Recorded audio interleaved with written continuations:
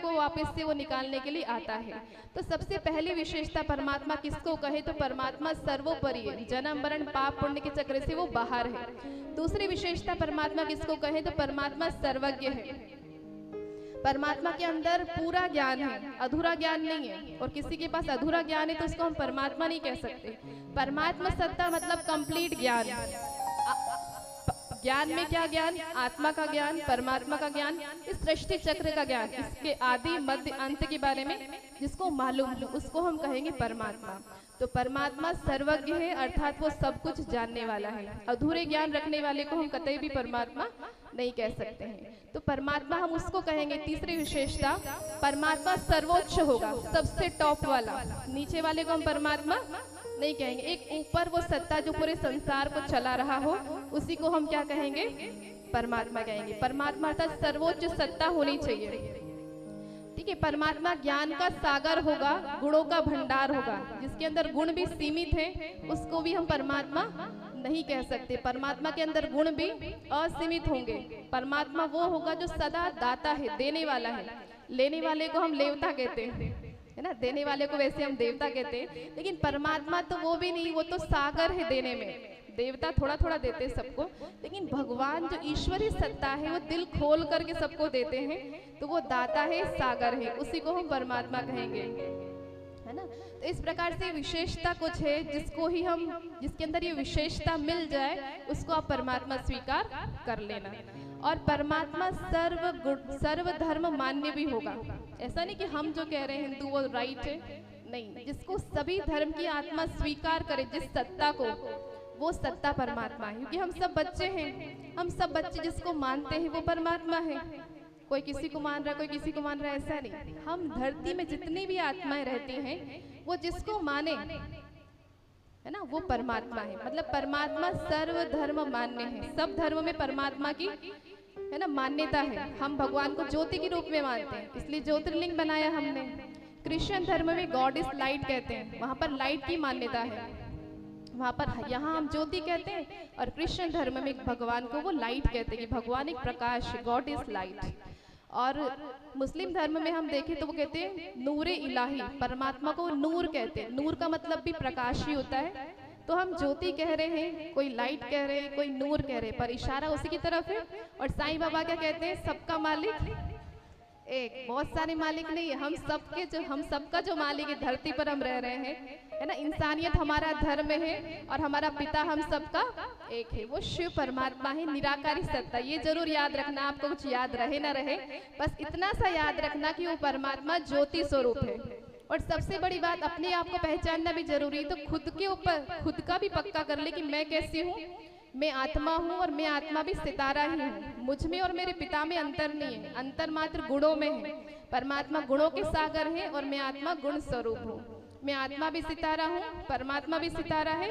और जब इस तरह से हम ध्यान करते हैं तब हमारा जाकर के भगवान से कनेक्शन होता है। इसके बगैर भगवान से हमारा कनेक्शन नहीं हो पाएगा और उनकी करंट, उनकी शक्तियाँ हम तक पहुँच नहीं पाएंगी। तो किसी से शक्तियाँ चाहिए, भगवान से शक्तियाँ चाहिए, तो उसका सही परिचय मालूम होना बहुत जरूरी। बिना पहचान के हम किसी को भी याद नहीं कर सकते। तो मैं आत्मा सितारा हूँ, परमात्मा भी सितारा है। पक्का हो गया आप सबको? ये सबसे महत्वपूर्ण बात है यहाँ पर आपको जो बतानी थी कि मैं स्टार हूँ, परमात्मा भी स्टार है। ऐसा नहीं कि वो बड़ा स्टार है, वो भी ज्योति बिंदु है, हम आत्मा भी ज्योति बिंदु है ना। तो ज्योति बिंदु समझ के उस ज्योति बिंदु परमात्मा को हमको याद करना है, उनसे शांति अपने अंदर भरनी है, शक्ति अपने अंदर भरनी है। हम शांत स्वरूप है। जब भी हम किसी से मिलते हैं या कोई काम शुरू करते हैं या खत्म करते हैं तब बोलते हैं ओम शांति। ओम शांति का मतलब होता है मैं आत्मा शांत स्वरूप हूँ, है ना। ओम शांति का मतलब दूसरा भी होता है, कोई चला जाता है तो उनको ओम शांति कहते हैं, लेकिन ओम शांति का वास्तविक अर्थ है मैं आत्मा शांत स्वरूप हूँ। ओम का अर्थ होता है अहम, अहम अर्थात मैं कौन हूँ? आत्मा। शांति अर्थात शांत स्वरूप हूँ और परमात्मा शांति के सागर है। ठीक है, बस इतना सा याद रखना कि मैं ज्योति स्वरूप हूँ, परमात्मा भी ज्योति स्वरूप है। परमात्मा का नाम एक ही है, शिव। वैसे तो बहुत सारे नाम रखे हैं हमने, है ना, अपनी भावना के हिसाब से, उनके गुण और कर्तव्य के हिसाब से। जगन्नाथ कहते हैं, विश्वनाथ कहते हैं, विश्व के मालिक हैं। बबुलनाथ है, कांटों को फूल बनाते इसलिए बबुलनाथ हमने उनका नाम रख दिया। महाकालेश्वर है, जब आएंगे तो लेके जाएंगे इसलिए महाकालेश्वर नाम रख दिया। मन कामनेश्वर, मन की कामनाओं को पूरा करते हैं, तो उनके नाम के पीछे नाथ और ईश्वर अक्षर जोड़ते हैं हम, और उनके कई सारे हमने नाम रखे हैं, उनको उनके गुणों को लेकर, उनके कर्तव्यों को लेकर, है ना। तो हम सबको ज्योति बिंदु परमात्मा शिव का ध्यान लगाना है। जैसे गीता में भी कहा है कि मेरा ध्यान लगाओगे, मेरी शरण में आओगे तो तुम्हें सभी पापों से मुक्त कर दूंगा। तो जब इस रीति, इस विधि से हम जब याद करते हैं तो हमारे पाप जो है भस्म होते जाते हैं। इतना ही आपको कहना था, और बहुत बहुत धन्यवाद भाई साहब का, भैया का, जो आपने इतना अनमोल समय अपना हमें दिया है। और आप सबको हम अब संस्था में आमंत्रित करते हैं। आपको शिव के बारे में और अधिक जानना है तो 7 दिन का कोर्स वहाँ पर होता है। सुबह और शाम को आप आ सकते हैं, सुबह 12 बजे तक और शाम को 5 से 9 के बीच में कभी भी आप आ सकते हैं। 7 दिन का कोर्स होता है, 1-1 घंटा रोज, जिसमें आप शिव के बारे में और शिव ने क्या हमें बताया उसके बारे में आप जानेंगे।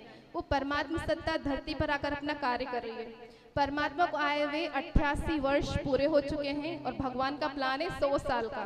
तो अब ज्यादा समय नहीं है। भगवान की प्लानिंग क्या है? इस धरती पर स्वर्ग लेके आना, राम राज्य लेके आना, है ना। तो भगवान अगर काम करेगा तो वो तो डेफिनेटली पूरा होगा ही सही, वो तो किसी भी हालत में रुकना नहीं है।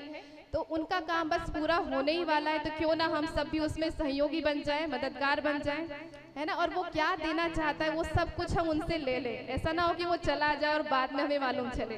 तो आज बहुत ही अच्छा हुआ है ना। दिल तो गदगद हो गया है कि हम यहाँ आए हैं और इतना अच्छा मौका भी दिया है ना। डिस्टर्ब तो नहीं कर दिया भैया को है ना। तो आप सब आइएगा वहाँ पर, आपको इसके आगे का जो ज्ञान है वहाँ पर संस्था में आकर के मिलेगा गहराई से। ये तो आपको मोटा मोटा ज्ञान दिया है जो परमात्मा ने दिया, हमारे अंदर से कोई उदय नहीं हुआ ज्ञान, ये हमारा अपना ज्ञान नहीं है, ये परमात्मा शिव ने जो ज्ञान दिया है वो आपको बता रहे हैं। ये जो संस्था है, ये जो संस्था का जो हेड क्वार्टर है माउंट आबू में है ना। और इसकी जो स्थापना हुई सन 1937 में हुई है प्रजापिता ब्रह्मा के द्वारा। परमात्मा शिव ने ब्रह्मा जी के द्वारा इस संस्था की स्थापना की है ना। तो स्थापना का कार्य चल रहा है, नई दुनिया स्वर्ग की स्थापना का कार्य। 88 साल पूरे हो गए, कितने साल बचे 100 साल में? 12 साल, है ना। और दुनिया में भी बहुत बड़े बड़े काम हो रहे हैं, उथल पुथल बहुत हो रही है, क्योंकि ये दुनिया यूं टर्न लेगी, पूरा बदल करके इसको स्वर्ग बनना है। ये भारत भूमि देवभूमि थी, अभी नहीं है, फिर से देवभूमि ये बन जाएगी। देवी देवता इस धरती पर रहेंगे। जोरदार ताली बजा दीजिए, क्योंकि वो राम राज्य आने वाला है। ओम शांति। बहुत बहुत धन्यवाद भैया का। और भैया को भी हम आमंत्रित करते हैं अपनी संस्था में, पास में ही रहते हैं भैया तो, और आप सबको भी।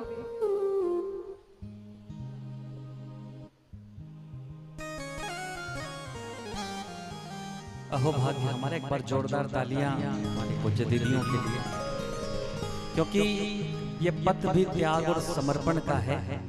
ये श्वेत रंग शांति का प्रतीक है।